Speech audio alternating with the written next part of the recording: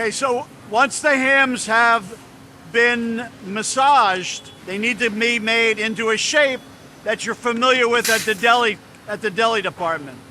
One of the ways we do that is using an old-fashioned stockinette.